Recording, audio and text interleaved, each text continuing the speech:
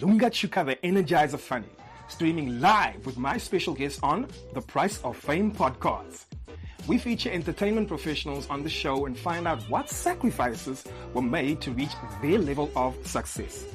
Look forward to learning about how our guests have overcome mental health challenges, achieved success breakthroughs, what you need to know about the industry, and how you know when you actually have a talent that needs to be shared with the world. Take these episodes as your personal mentorship guidance on how to be a successful entertainer. We chat to those who have made it in South Africa and abroad. Let's make the SA entertainment industry the most supported by locals, because local talent is liquor talent. Subscribe now to keep up to date. You can also find us on all social platforms.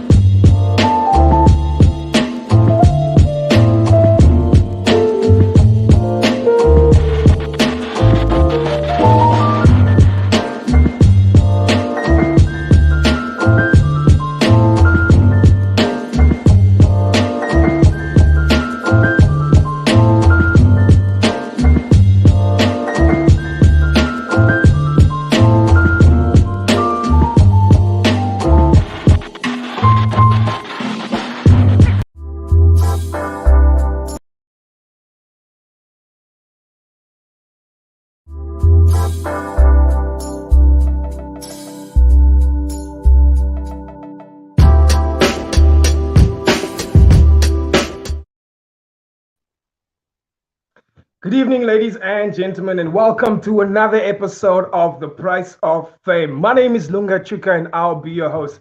This is episode 26. I'm not sure, but I'll check after this. This is episode 26, season 2, ladies and gentlemen. And tonight's guest is a living legend, ladies and gentlemen. He's been known on our TV, he's been killing it on our TV screens as well as theater for over 25 years. Born and bred in Cape Town, he's an actor and writer that works in English, Afrikaans, and a little bit of Zulu.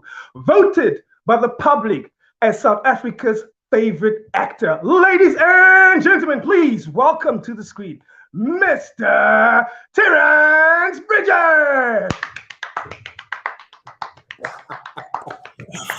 That is quite the intro. Thank you, Lunga.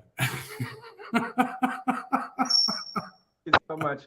Sir, thank you so much for joining us on The Price of Fame. Like I said before in a technical check, we've been watching you all these years. You've been a phenomenal actor. We appreciate the work that you do. It's just an honor for me, and I'm so excited to have you on the show and get to know the man behind all the success. So thank you so much for coming in. It's an absolute pleasure and delight to be here. I'm ecstatic. I have to. I've got to be honest, and I think this is a getting older moment. I encounter many people, especially colored people, and that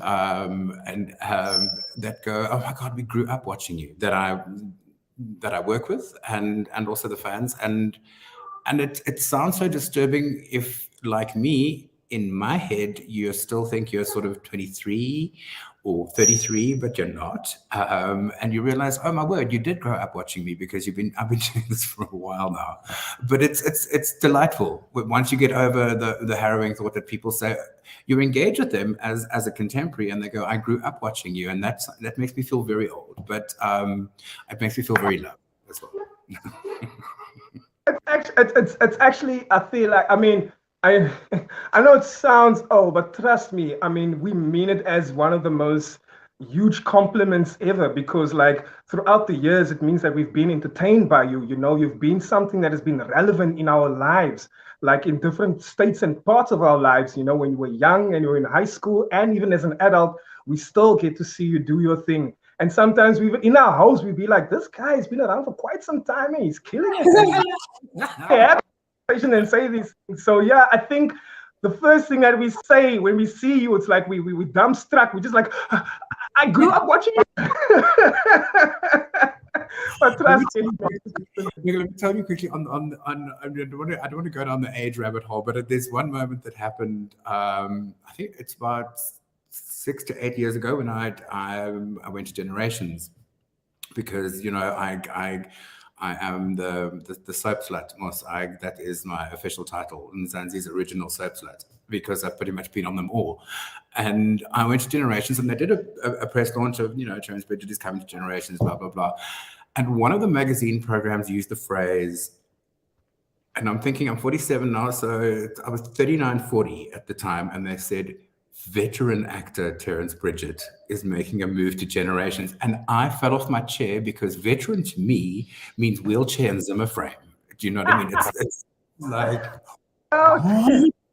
and I really had a complete meltdown. I'm like, no, I'm not a veteran. What are you talking about? And then someone had to calm me down and go, no, it's because of the length of time that you've been on TV. And I did calm down, because I have been on TV since I was 22. So I think it's this amount of time I've been exposed that qualifies me for the word veteran. Yeah. We'll battle with it, to be honest.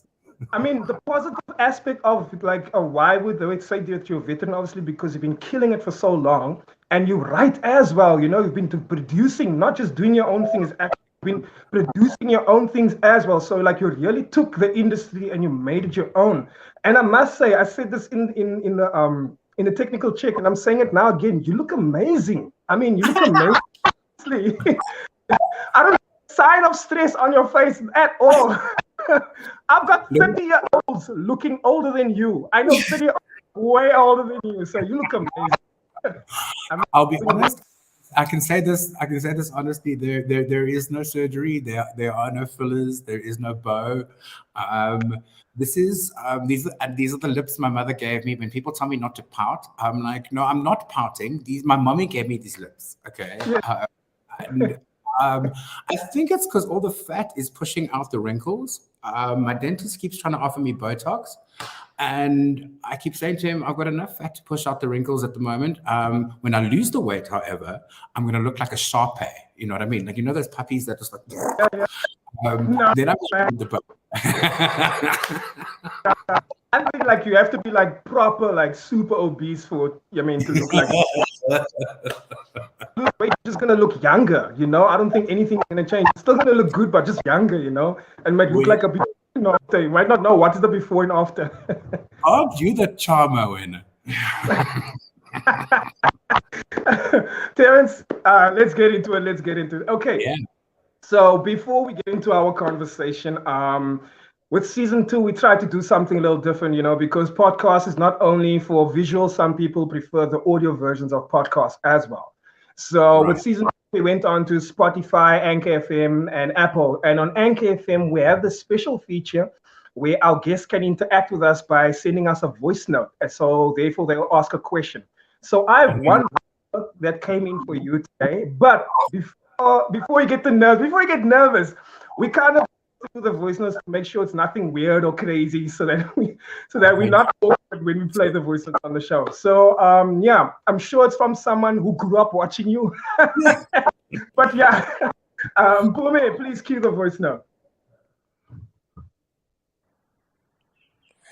Hi Lunga, hi Terence. I'm so excited to watch you, Terence, on The Price of Fame. I've been watching you on screen, on TV since I was very, very little, and I always thought you were one of the most authentic actors I've seen in South Africa. And I'm so excited to just go deeper into that and understand, your thought patterns around your skill and how you built who you are today. My question to you is, what was the most embarrassing moment you had on set or on stage? How did you overcome that? If there was any, of course.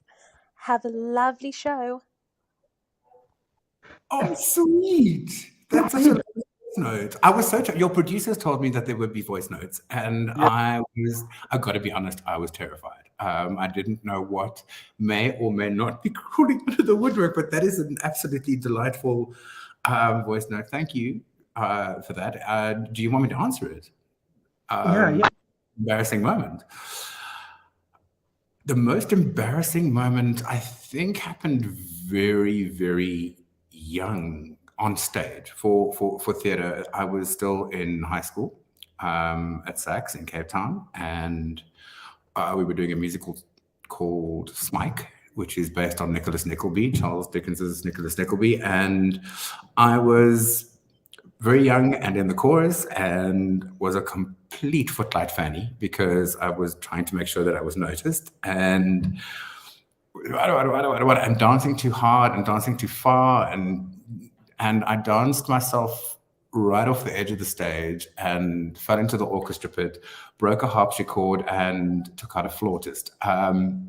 And that was one of the most mortifying moments of my career. It's like when you realize, okay, there is something called trying too hard.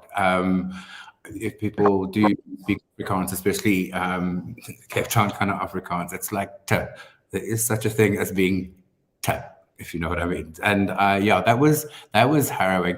There have been other moments professionally that will always, and then you're not even sure if the audience knows theatrically, so they're not even worth mentioning. But I think it was a personal moment of like, wow, you need to calm down and you need to pull back a bit.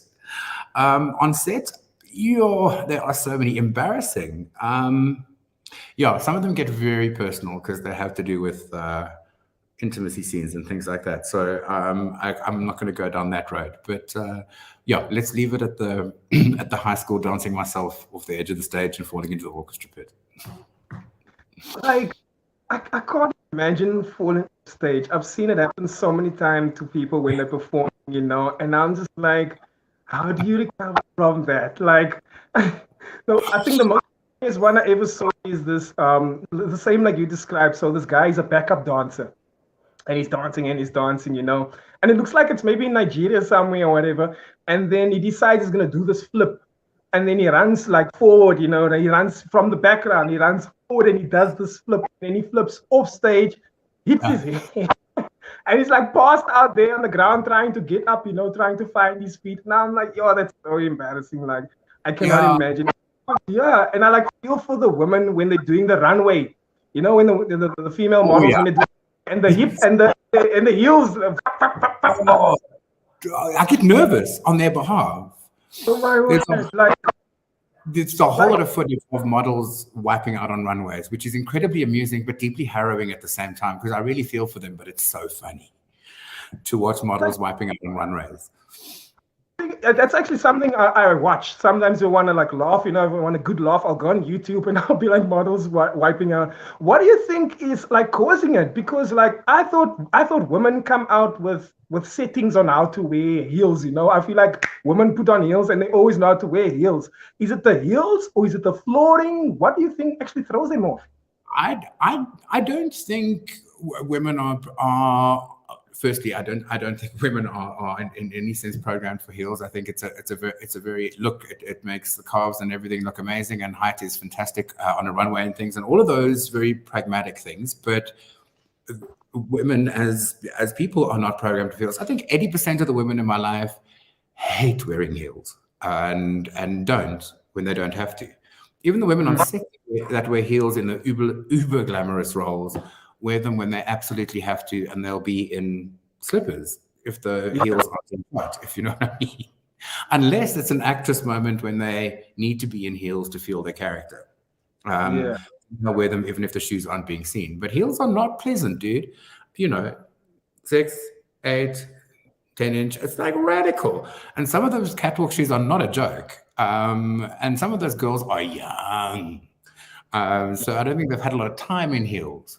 And your generation and younger certainly don't operate in heels professionally or just to go out and be sexy and funky and fab. It's not really their ball game. So it's foreign, I think. I think it's foreign and it belongs to another generation, if that makes sense.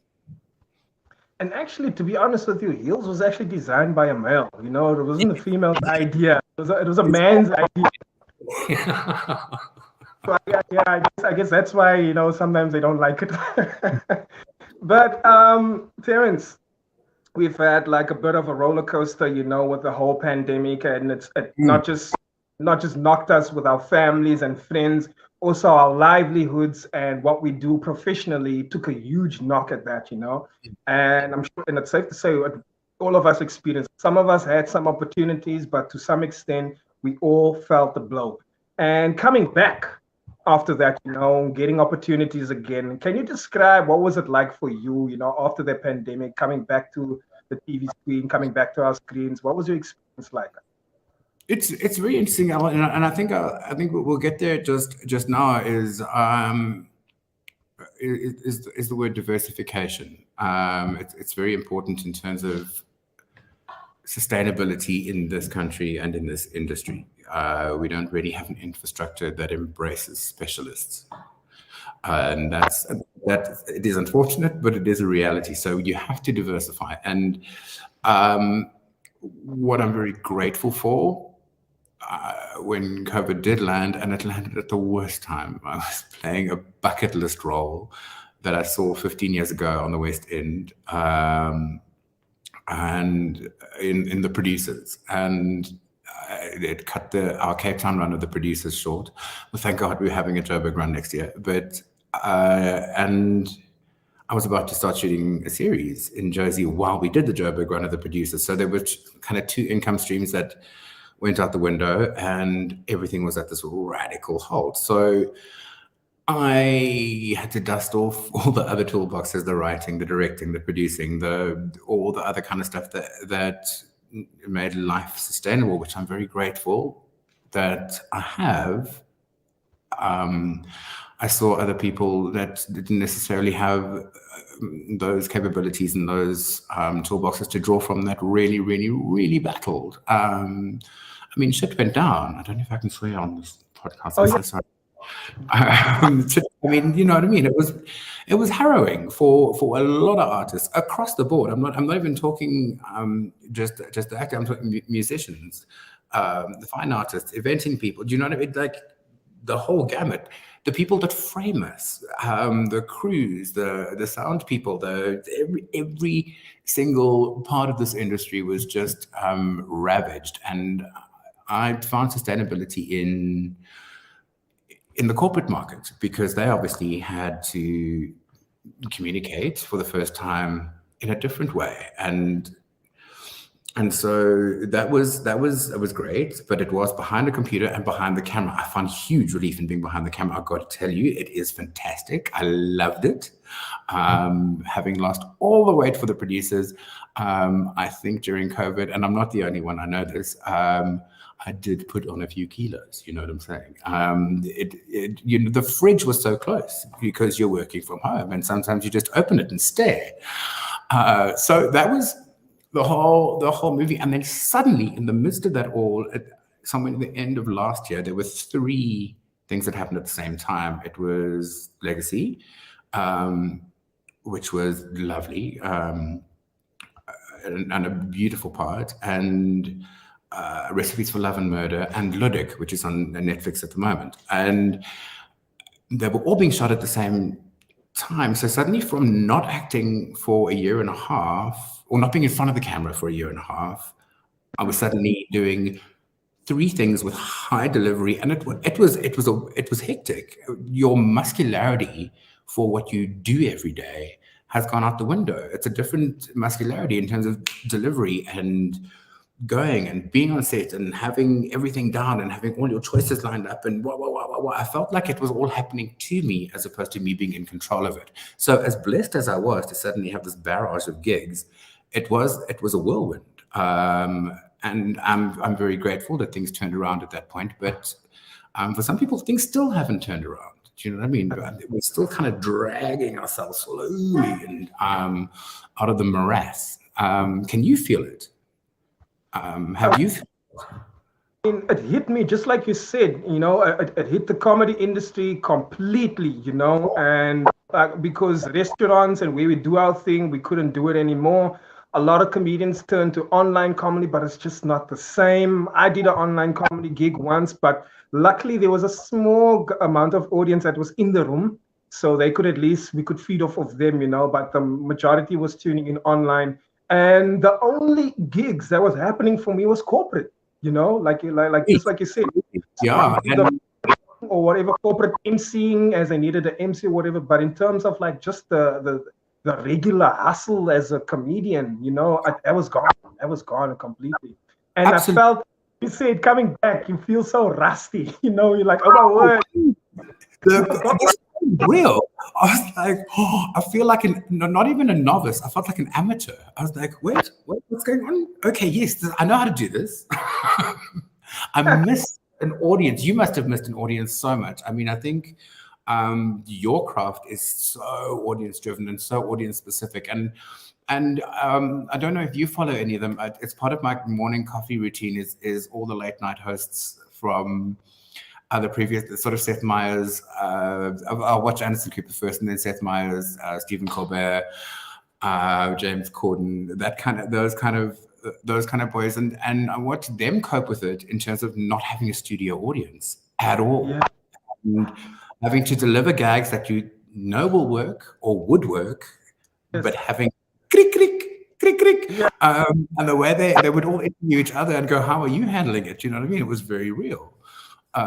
James Corden handled it very nicely, actually. He incorporated his crew so intrinsically that they've actually kept it. They've kept the cameramen and everything in the studio. Then he talks to them. The band is very much a part of the thing. Even though he's got audiences back, everyone loves that COVID incorporation of the crew reality and the in-studio chat that he had. But for stand-ups, it must have been completely harrowing and a delight to get back to stage, I'm sure, for you. We were so happy. I mean, like you said, some businesses, you know, and some comedy clubs that was actually really supporting the comedians by like giving them good money. A lot of those clubs didn't make it back. You know, they went down and they just never made it back. So it's been kind of like a struggle, but like the gigs are happening now. You know, there are gigs that I can go to every week. There's a spot that I can find. You know, and the corporate gigs are also still there. So, but it's kind of like seasonal. You know, so at least there's momentum now, and I'm trying out the new material that I was working on, you know. So yeah, I'm happy for that. Opportunities and everything is back, you know. It kind of almost feels like what it was back then before the COVID. Just maybe some opportunities are a bit slim now, you know. The big opportunities are a bit slim. I think there are paradigm differences in how we approach things nowadays. There's no reason to drive. I'm in Jersey right now. I'll be in Cape Town soon, but there's no reason to drive to Pretoria for a meeting now. After no one's going to go to Pretoria for a meeting. You know what I'm saying? Yeah, no, that's a plus. I mean, the idea of this show I had initially, I was thinking of doing it physical. You know, we would come into studio and do all of those things, and COVID then hit, and that's the time in 2020 was when I was gonna do it. So COVID hit, and I was like, oh man, you know, it hit me a step back, and also we never knew how long is the lockdown going to last, and we're like, okay, it's going for the whole year. And then last year we were like, you know what, let's just do it online. And I was like, so much better because now online, look, you're in Johannesburg and I'm in Cape Town. We just this probably would have been difficult for us to do this interview or connect if it was to be physical, you know. But now you can be wherever you are. You just need to allocate a specific time, you know, and then we do it, and then you carry on with your life, you know. And as much of it is a constructive level of production that happens before it. It's not a flight on my part and a thing and a what and a staying over and then getting back to Joburg. It's a completely new reality, and you can do South Africans that are living abroad, and somewhere tomorrow, bruh. It's fantastic. Yes, just like that. Are you free according to time, and then bam, you connecting across the world, just like that. I mean, no, definitely. Reality for a long time. I just think COVID woke us up to how accessible the global village actually is. We were kind of bitch slapped into it, for want of a better or more eloquent phrase. And there's your upbringing before the entertainment, before you were inspired by the entertainment. Can you describe what was your upbringing like? Where did you grow up? You know, what kind of little Terence were you? Little Terence. Little Terence is born and bred in Cape Town and in Fish Hoek, and I was a lot lammetjie. And for those of you who don't speak Afrikaans, a lot lammetjie is not just last born, but also a large gap before your birth. So I have 4 older sisters, much older than me. So my youngest sister is 12 years older than me, and my elder sister is 20 years older than me. And so I'm an uncle many times over. I'm even a great uncle at this stage. My nieces and nephews have children. I've warned them they're not allowed to use the word great, just Uncle Terence is fine. And then I was a bit of, basically I was a freak show. I had these Shirley Temple curls, and I was terrified of Father Christmas. I remember screaming, and everyone wanted a photo of me on Father Christmas's lap, and I would just scream every time Father Christmas would come. Those like mole Santas, with the beard and the thing. I'm terrified. There is a picture of me with the Shirley Temple curls on Santa's knee, and I look like the unhappiest little homosexual you have ever seen in your life. But so 4 much older sisters, and then I was a bit of a freak show because I had this audio retentive. I still have an audio retentive and semi photographic memory, but my sisters would read me stories, and I would remember them word for word, and so I was their party trick for their dates, really. They'd like have guys over and go, wait, I'll check what my brother can do. And they'd go, and then they'd hand him the book, and I'd go, and I'd just recite it all because I could remember it all. So I was like a bit of a freak show from young, which those gifts I managed to kind of parlay into something I'd embraced them a bit later on in life. But those were the young years, Fisher, and then was choir, was a complete pivot in my life. It was very weird. When I saw Harry Potter for the first time, it reminded me so much when I read Harry Potter for the first time, it reminded me so much of my Drakensberg reality, and the whole of Harry Potter before the movies played out in the school in the Drakensberg, because it's the same kind of weird. I'd sort of equated the reality because you're 10 years old, you get told you have a gift, and then you get sent off to a specialist school in the mountains where you're taught to make magic with your voice in this case. But and that's kind of how I'd merged the two worlds. And so going to Drakies was just mind-blowing for me. It was just, it's so much. You learn so much about life, about people, about music, about everything. I still sing in the old boys choir. And we go back to the school twice a year. And that was that chapter. And then it went on to SACS, which was an incredible school in terms of they were on a mission to create the Renaissance man and have a well-rounded individual that was sporting and cognitive and academic and emotionally intelligent and all of those things, way ahead of their time. And I really do appreciate that. And I'm very grateful for all of the grounding that I got there. And then it was UCT Drama School, which I still believe is one of the best training grounds in the world for an actor. And then it was only 2 years on stage in Cape Town until I went to the Market Theatre with Shakespeare, which I'm obsessed with. I am a complete nerd. Oh, yeah, I didn't tell you that.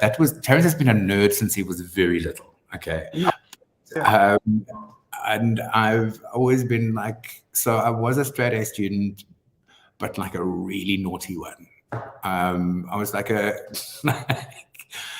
everything worked on the surface, so it was all fine, so I could get away with murder at school. I'm really, really hope none of my teachers see this, but yeah, I got away with murder at school because my grades were good. Yeah. Is that enough? I mean, it gives us a good idea of, where it started for you, the love and the passion. From your sisters making you practice early, reciting all of that. That's the spark of acting, you know, because by the time you went to acting, it kind of felt familiar to you, you know, having Yeah, to read and having absolutely. to entertain for people. And like I mentioned in the intro, like you've been around for like, I mean, in the industry for like just about 25 years or even more than that, you know, doing your thing.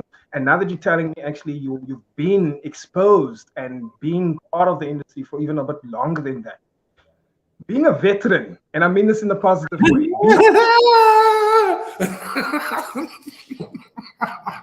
a craft, let's put it that way, being a master of your craft, you know. Thank you. I know a lot of people draw the inspiration from you. But my question is, where do you draw your inspiration from? Are there certain actors or certain things? And like, how do you get it going for Terence to be the best performer when you do your thing? Sure. I think that's a very broad and very deep and quite eclectic question. But I know what you're asking, and I think everyone draws from different places. I think you need to, as an artist, have an access to pain, and it doesn't mean you can only vibrate in the space of pain to be an artist. I think on any level, I do think you need a level of craft and technique, because when you can't always hit the place that is like absolutely vulnerable and visceral, you need to have the technique to be able to fake it. That is, you know, part of what we do. Yes, there are actors that have been absolute mentors. I've had amazing people in my life that have, some of them are later not with us anymore. When I was at drama school and just as I was graduating, Anthony Bishop, the late Anthony Bishop, was incredible with me. He had just gone into the company, and he kind of taught me the ropes there. And then Kurt Wustman, also late, who was incredible and taught me so much about how to handle the industry. And Kevin Smith, in terms of television, was my big brother. I think he was the first sort of mainstream colored, if you will. And I actually remember the moments watching it. There was a series called The Mantis Project with Sandra Prancer and Kevin. There was a moment into the middle of this desert and this bus stopped, and Kevin had this curly hair and this sort of, you know, it's basically like the Clara version of a surfer boy, kind of stepped off the bus and went fluff, and the whole nation went, oh. So Kevin had that going for years, and he was on a Gory, which was our first big soap. And so he taught me all of those ropes. Robert Whitehead remains to this day my absolute mentor. For those of you who don't know who Robert Whitehead is, you can cast your mind back to Barker Haynes on Isidingo. And he was our J.R. Ewing for a long time. But before that, he was a fantastic, also came from theatre. You know what I mean? A lot of our big stars, in terms of the people that I look up to, came from theatre, regardless of the fact that they ended up with high profile in film and television. And I think theatre is a very good grounding in terms of technique. And that's always what I've looked for in the people that I've looked up to. I'll tell you this. My standard, how to give your edge away. My grade 11 teacher, standard 9. And my standard 9 teacher, Doug Brown, when I told him I wanted to be an actor, he drew a triangle with a straight line over it. On the one side, he wrote art, and on the other side, he wrote craft. And he said, if you tilt one way towards art, you're indulgent. And if you tilt towards craft, you're just a technician. If you want to go into this industry, you need to balance your art and your craft perfectly all the time. And I still have that image in my head to this day. I'll say. Oh, hey, like, second. I wish that was the last thing you said at the interview so I can let it simmer. It's such an interesting perspective, because I would, because before you said that, I would easily confuse art and the craft as the same thing. You know, if someone's like, hey, you're working on your craft, I assume you're working on your art and that kind of thing. You're like, oh, this is my art, you know, but the perspective that you just gave me now, like it makes so much more sense, and it actually just makes me so, yeah. Yeah, So, baby. and as yourself, I mean, as yourself, have you ever gotten the opportunity to be a mentor for someone? Has someone ever reached out to you? I mean, have you like maybe had some mentor moments where you just gave a little bit of advice, or even just took someone through a journey? It's an interesting transition in one's life in this industry, because for a long time I've always played up age-wise. Hey, when I played Chico and Isidingo, I was 23 playing 35. I'm generally always playing up.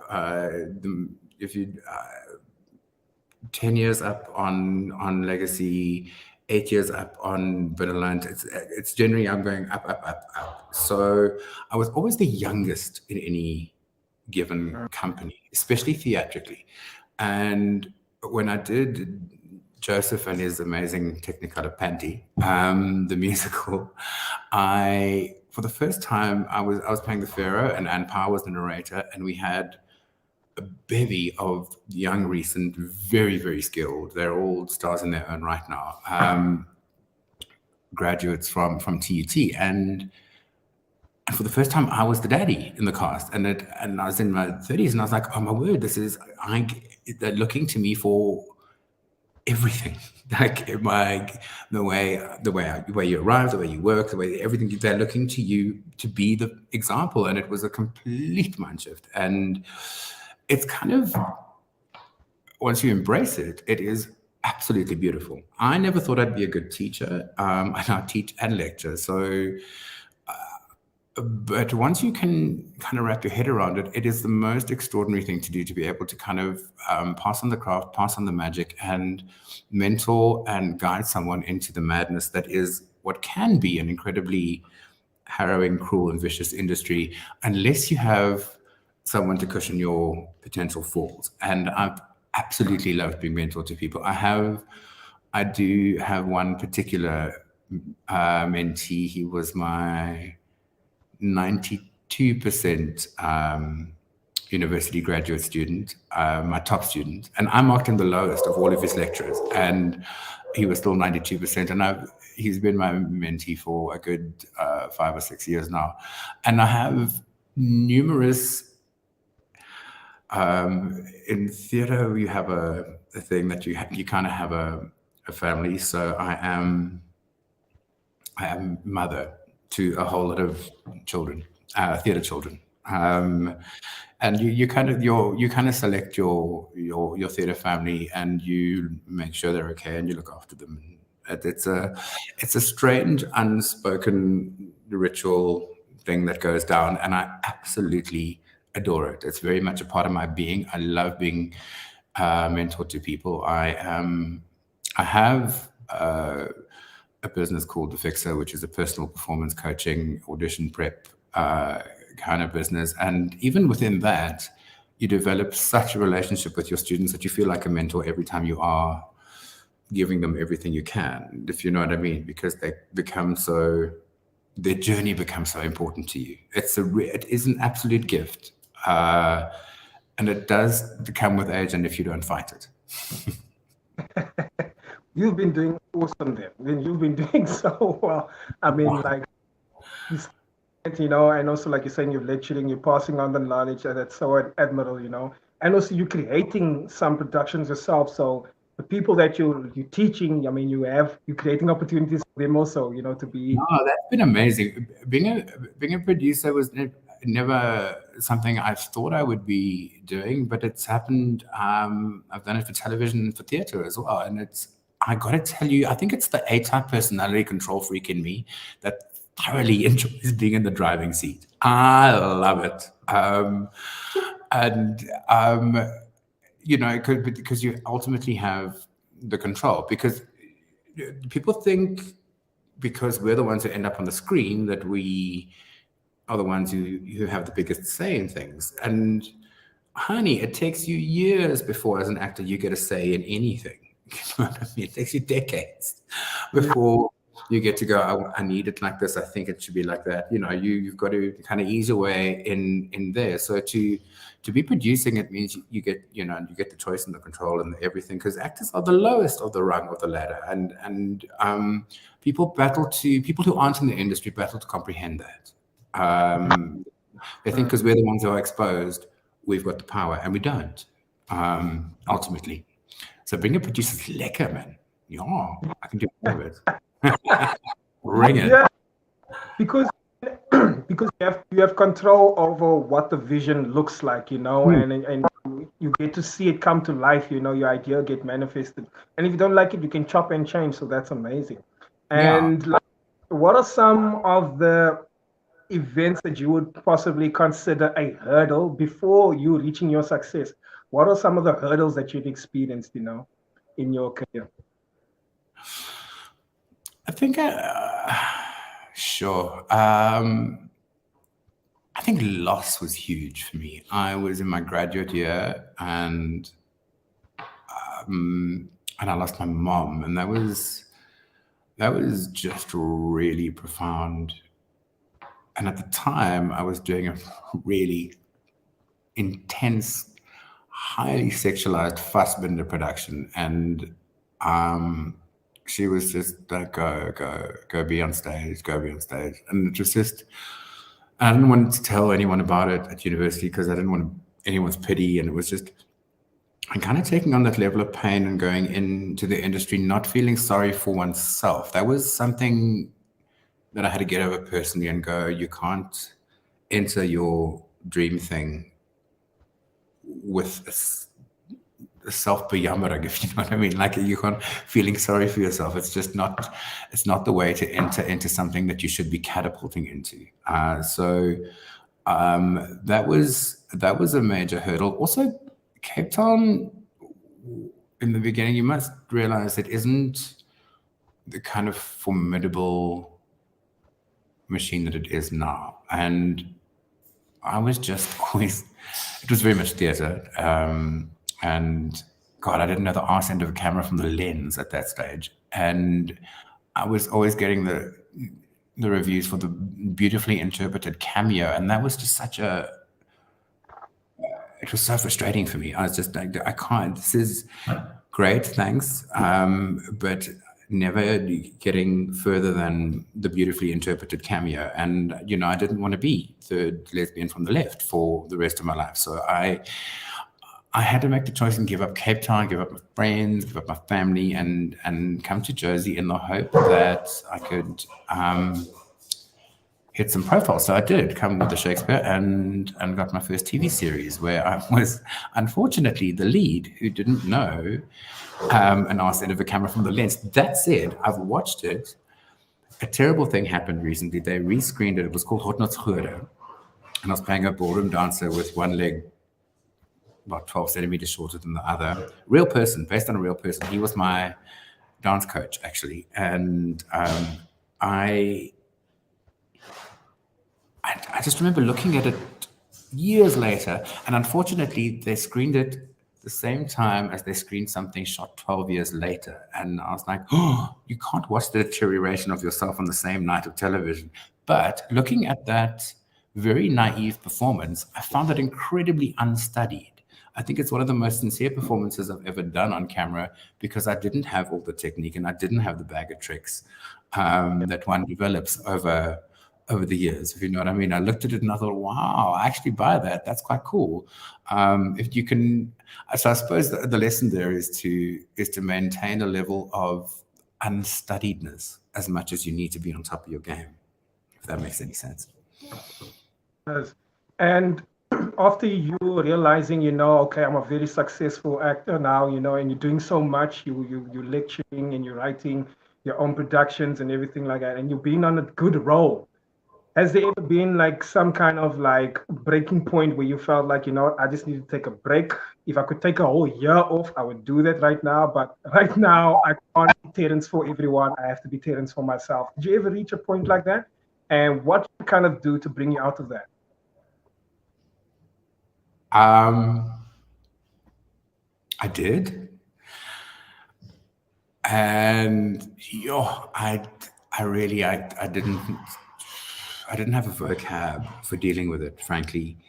And bless him, the man who is now my fiance said, just come to, and he wasn't my fiance at the time. He said, just come to London, I will put you back together. I remember being on set, shooting epic scenes as lead in another series, which shall remain nameless because then people will know exactly which time period it's in. And then going to the bathroom and just weeping and weeping and weeping and weeping and weeping, and then going back to set and being all butch and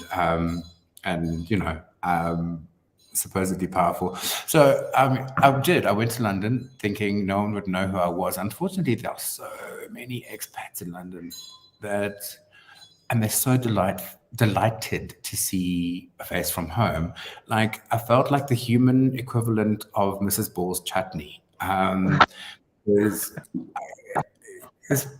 people would kind of walk, and I was so fragile. I was broken, and then people would like scream from the other side of the road in London, and because they get so excited because it's like a little taste of home, and I was so fragile, and I realized it's a beautiful moment, but I just really didn't want it at the time. Then he was like, "Okay, cool, I'm taking you to the country." It was Christmas time, and then I just blew the budget on theatre in London. I just lived in the theatres, which made me weep a lot. There's such history in the walls of those theatres and such mind-blowing work going on. But that's kind of how I got pieced back together and found my inspiration again. But yeah, you've got to look after your own mental health and your own socio-emotional health in this industry very responsibly, because if you want to, people expect you to give your all emotionally, and I do. And as technical as I can be, one does dive in when you're required to, with dark stuff and emotion. And no one's there to put you back together after a production. You know what I mean? No one's there to go, cool, we're going to give you a post-prod level of therapy, because so you've got to look after that shit yourself. And I think I'd had so many years of like giving it, because all my characters are intense. They're either alcoholics or the wife beaters, or they're completely screwed on some other level. And it was just too much. And I don't think I'd ever done any responsible level of self-repair after going there. And I became very aware of it after that. Maxon. Yeah. It's so true that mentioning that, because 3 different other actors that I've had on the show, we spoke about the same thing of the work that you need to be aware of, that you have to do for your own mental health when to leave the stage, especially with the challenging roles that we get to play and all of that. So yeah. I completely understand what you mean. And like, what is your, and it looks like we're gonna have to wrap up soon because of the load shedding, but are you guys, is that important? How far can we put? I think mine's going to happen in about 10 minutes. I think we've got at least another 7. Okay. Look, I'm not going to waste any more time. Also because you don't want to like go off in the dark. So last question. I've been enjoying myself so much with you now, but my last question is for you, is that is the question that I give all my guests, and the question is, I put you in my time machine and I turn it back to a very, very young Terence, way back. So it's a Terence of today, having learned the lessons that you've learned, experienced all of those sacrifices, the gains and all of that, and the wisdom that you have today. And I'm taking you back to a very young version of yourself, maybe in a time where you kind of needed some advice or guidance from someone. And you're going to be there having to speak to the young Terence and giving yourself some advice. What would that be? I hear the question, sweetheart, and I get it. There are things that, in a strange kind of answer, I think that guy needs to tell me, because I was unapologetic, not windgat, but kind of intense. I mean, I've fought to go to Drakes. My mother would have chained me to the floor if she could. My dad wouldn't pay for drama school because it was full of quote unquote homosexuals and drug addicts. And so I went behind his back to his boss and got a bursary. It's like that guy was just, and that was at 16. And I was like, and if I think about it, doing it now, I'm like, oh my God, who is that guy? So there's a part of me that goes, where's that fire? What I will say to him is that you don't need to hide for as long as you did. You don't need to apologize for as long as you did. Listen, coming out, here's the other thing that I think this is the guy that I want to tell me, tune me some stuff now, is the guy who came out in grade 11 at an all-boys rugby school. Do you know what I mean? That was like, that's so out there. I don't know if I would do that today. You know what I mean? Knowing what I know. But there's an immense power in naivete, and I kind of look at the younger me and I think, wow, I kind of want to go back there or recapture some of that fire. But I would say to him, listen more, slow the fudge down, and tell people you love them more, because you are always going to be robbed of time with them. Yeah, that goes across the board. There's one thing I just want to plant with any of your viewers is, in terms of the younger actors, is diversification. Just diversify within your own delivery itself. If you can sing and dance, make sure you can do both of them and hone those skill sets so that you are capable of musical theatre, as well as television. I know everybody wants to be on TV and everybody wants to be in film, and it's not going to happen for everyone. So you need to make yourself sustainable, and you need to not only be a performer, and for, like I said earlier, you don't have the infrastructure to sustain specialists. So if you can diversify as much as you can, if you can write, practice it, do it, try it, direct, learn how theatre itself works so that you know that what lighting means, so that it's all of those things. Just as much as you can, as many multiple toolboxes as you can have in this industry. That is what makes for a sustainable career. One more thing, and I know we're running out of things, is that I have to, and I know I sound like I'm preaching and I really don't want to, but I have to say this, is that there's this, and it's an old adage, and I really want to be spouting cliches, but you know, that thing of you're only as good as your last performance. And it's not just about your last performance itself. It's about your last engagement. Every job is your audition for the next thing. You know what I mean? Every job is your audition. They're looking at not just how you perform, how you relate to people, how you treat people. The people that like you, the people that pull focus on you, the people that do your makeup and hair are all there earlier than you and after than you. You have to respect them and treat them with love. And that's something that I think, and this is a blanket statement, I've noticed with some of the younger actors, that they tend to forget that those people are just as important in the making of the magic that we make and create. And I really just want to say to them, just love the people around you, because people are watching.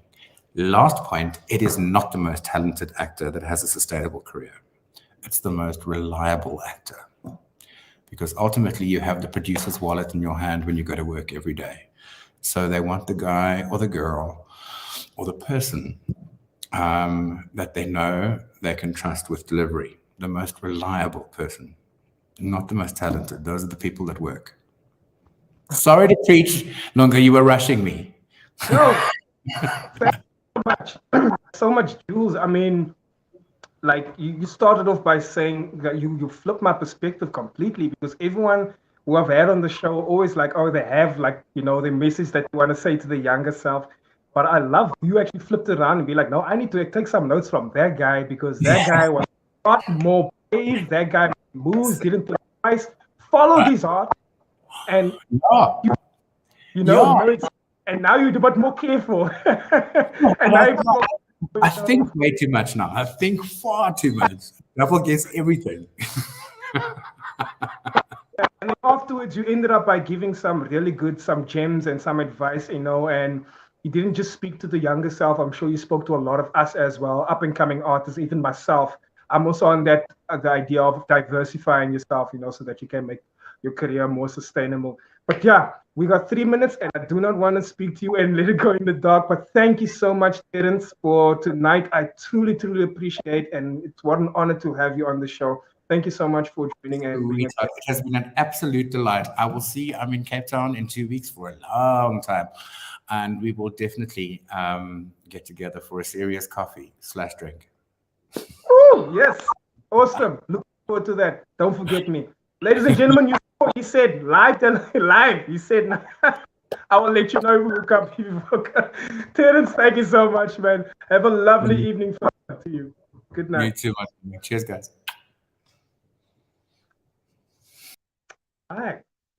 All right, ladies and gents, there you have it from myself, and there you have it from Terence. I was supposed to get load shedding at 6, but I don't know, I might have it now in the next 2 minutes. You might have it too. So thank you so much for tuning in. I'm going to wrap this up real quick. My name is Lunga Chuka. On Facebook, you can follow me at Lunga Chuka, the Energizer Funny. That is Lunga Chuka, the Energizer Funny.